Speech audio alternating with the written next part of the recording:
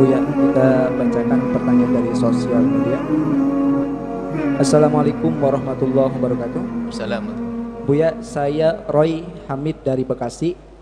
Beberapa waktu yang lalu ada seseorang yang diduga mencuri sound system sebuah musola, lalu serta-merta dikejar dan dibakar hidup-hidup oleh warga hingga tewas. Padahal menurut istri dari orang yang diduga pencuri itu, suaminya bukanlah mencuri, tapi memang seorang tukang servis elektronik yang sedang ke sebuah musola dan membawa barang yang akan diservis. Yang dipertanyakan Buya ada dua. Bagaimana hukum warga yang terlanjur membakar orang tersebut? Dan yang kedua, lalu bagaimana jika memang pencuri itu, itu ada seorang pencuri dan terlanjur dihakimi oleh warga padahal belum diproses oleh hukum, apakah dosanya diampuni atau tidak? Sekian Buya. Insyaallah. Yang pertama adalah di dalam Islam memang ada, kalau orang mencuri hukumannya bukan dibakar. Jika pencurian nanti sudah mencapai batasnya, diperkirakan kalau uang kurang lebih 500.000, 300.000, itu nisabnya kurang lebihnya antara 300.000, 500.000 kalau uang Indonesia. Jadi kalau memang orang mencuri seperti itu, setelah terbukti, jika yang punya tidak memaafkan, kalau sampai diangkat di mahkamah, bukan dibakar, dipotong tangannya. Ada yang mengkritisi, masa nyuri duit sebegitu aja dipotong tangannya? Loh enggak, kalau orang sudah jiwanya khianat, memang sekarang sempatnya sedikit. Kalau bisa nyuri gunung, gunung dicuri nanti. Memang bisanya sedikit, karena memang, makanya permasalahannya adalah orang yang jiwanya khianat, mencuri. Maka dari itu hati-hati. Mencuri itu dari yang kecil, tapi akan berkembang. Nauzubillah. Dan mencuri adalah dosa besar. As-sariqu was-sariqatu faqta'u aydiyahuma jazaa'an bima kasabana nakala minallah. Kalau orang mencuri dipotong tangannya, tentu ada pertama diproses, tidak boleh sekedar tuduhan, diproses dan terbukti dan sampai nisabnya. Kemudian dia adalah bukan orang yang dalam masa paceklik yang menjadikan dia kebingungan makan, dan tidak ada syubhat, ya, tidak ada syubhat, nggak ada bagian hartanya yang ada di orang yang dicuri. Itu banyak macam-macamnya, tidak langsung semata-mata dipotong. Hukumannya dipotong itu pun setelah terbukti, dan setelah terbukti memang benar-benar sesuai dengan petunjuk syariat, tidak asal potong. Syubhat saja enggak, syubhat itu masih ada. Misalnya apa? Orang yang dicuri itu pernah ngambil duitnya atau punya titipan uang di situ, sudah gak dipotong lagi. Ditakzir ya mungkin, tapi potong tangan tuh harus rapi, gak asal saja, gak asal tuduh. Jadi bukan dibakar. Jelas penghukum bakar adalah salah satu. Yang kedua adalah, lah kok dibakar sama masyarakat? Lah kalau dibakar masyarakat, jelas masyarakat ini salah. Tapi kesalahan masyarakat kadang-kadang tidak boleh serta-merta kita gini menganggap masyarakat itu salah. Kita begini loh ya, mungkin ada sebabnya kenapa kok masyarakat itu garang bener seperti itu.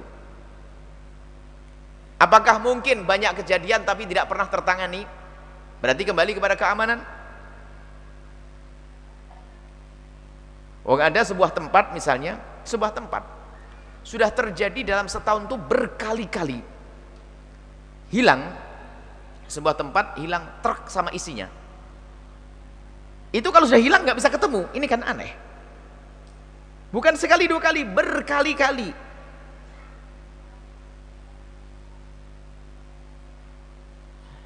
Perlu detektif kalau gitu. Detektif cilik saja yang hebat.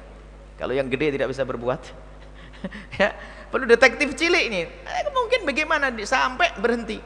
Mungkin ada mafia katanya ini, saya tidak ngerti masalah itu.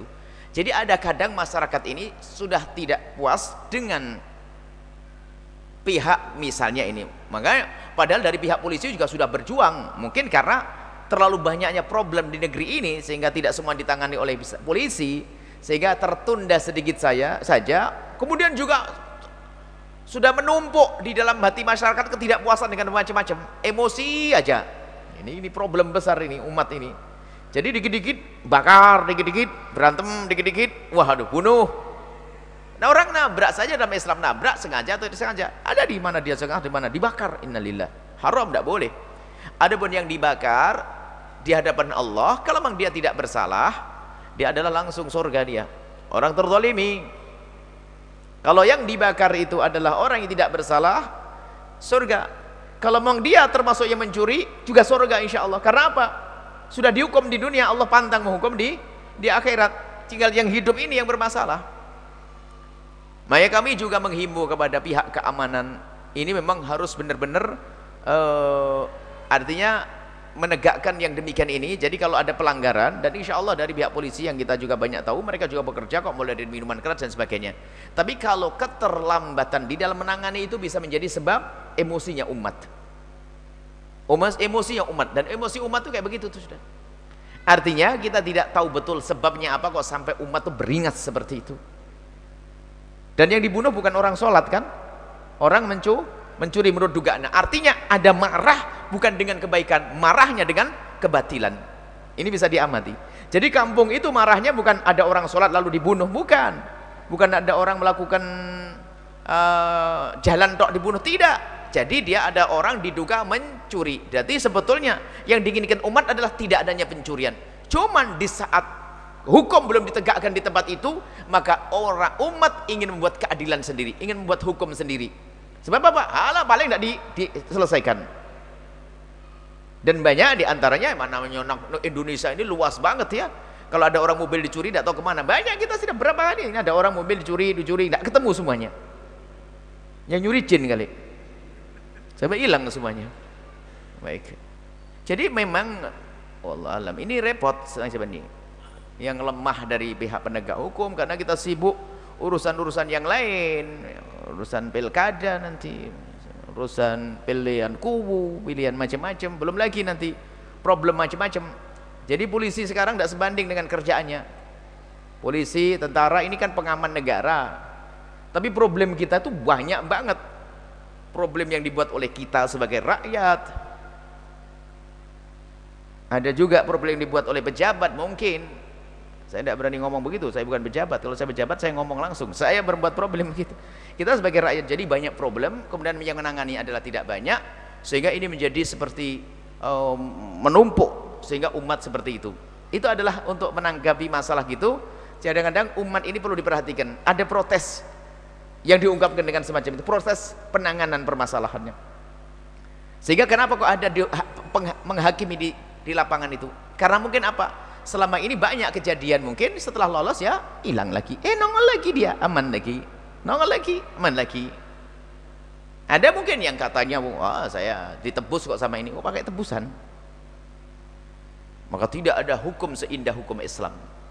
Hukum yang perlu ditegakkan hukum Islam, orang takut, tidak berani melanggar lagi. Baik, adapun yang meninggal dunia semoga diampuni oleh Allah. Apalagi jika memang dia adalah seorang servis, masya Allah, dia mau jihad dibakar. Wah, sekarang sudah enak, hanya waktu dibakar saja kelihatan begitu. Tapi yang menghukum ini, yang membakar ini dosa. Tapi kalau yang membakar ini marahnya gara-gara pejabat pemerintah juga dosa. Maka mohon ya wahai para pejabat dan pengayom negeri, keamanan, tangani secara maksimal dan serius agar umat ini sejuk. Jadikan umat ini percaya bahasanya kalau ini diserahkan kepada aparat langsung beres. Jangan sampai nanti umat nanti hasilnya tetap ini.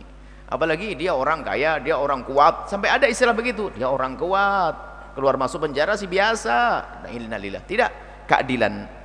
Hukum harus ditegakkan. Kalau hukum ditegakkan, maka umat akan tentrem. Sebab mengerti kalau seandainya ada penjahat, seorang melakukan kesalahan, diserahkan, maka akan diberi hukuman yang semestinya. Maka di saat seperti itu negeri ini akan tentrem. Semoga Allah berikan bimbingan kepada semuanya. Wallahu a'lam bishawab.